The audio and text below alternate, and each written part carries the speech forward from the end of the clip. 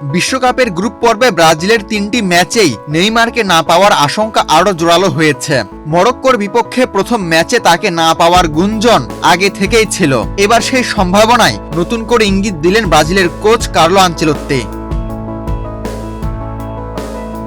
Morocco ম্যাচের আগে সংবাদ সম্মেলনে ইতালিয়ান এই কোচ জানান, নেইমার আগামী সপ্তাহে দলের সঙ্গে অনুশীলনে ফিরবেন। এভাবেই কোটি কোটি মানুষের ঘরে দেশ জুড়ে ফ্রিজ একটাই, ওয়ালটন। ফলে আগামী রোববার ভোর 4টায় মরক্কোর বিপক্ষে ম্যাচে তার খেলার সম্ভাবনা কার্যত নেই বললেই চলে। আনচেলত্তি সরাসরি না বললেও ব্রাজিলিয়ান সংবাদ মাধ্যম গ্লোবো জানিয়েছে, প্রথম ম্যাচে নেইমারকে না পাওয়া প্রায় নিশ্চিত। নেইমার দ্রুত সুস্থ হয়ে ফিরতে কঠোর পরিশ্রম করছে। আশা করছি আগামী সপ্তাহে সে দলীয় অনুশীলনে যোগ দিতে পারবে।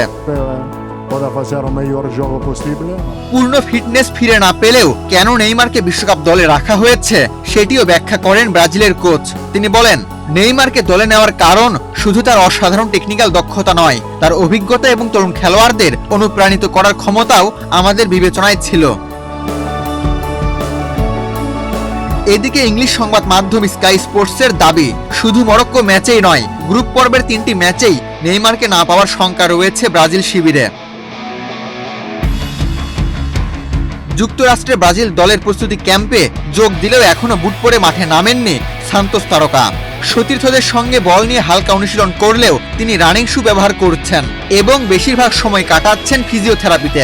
বৃহস্পতিবার রাতে জিমে শারীরিক অনুশীলনের কয়েকটি ছবিও সামাজিক যোগাযোগ মাধ্যমে প্রকাশ করেছেন তিনি।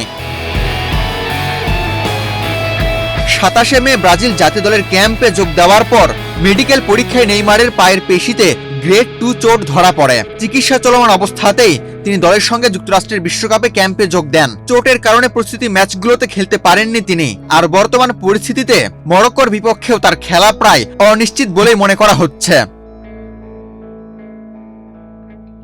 আবু তালহা, বাংলাদেশ প্রতিদিন।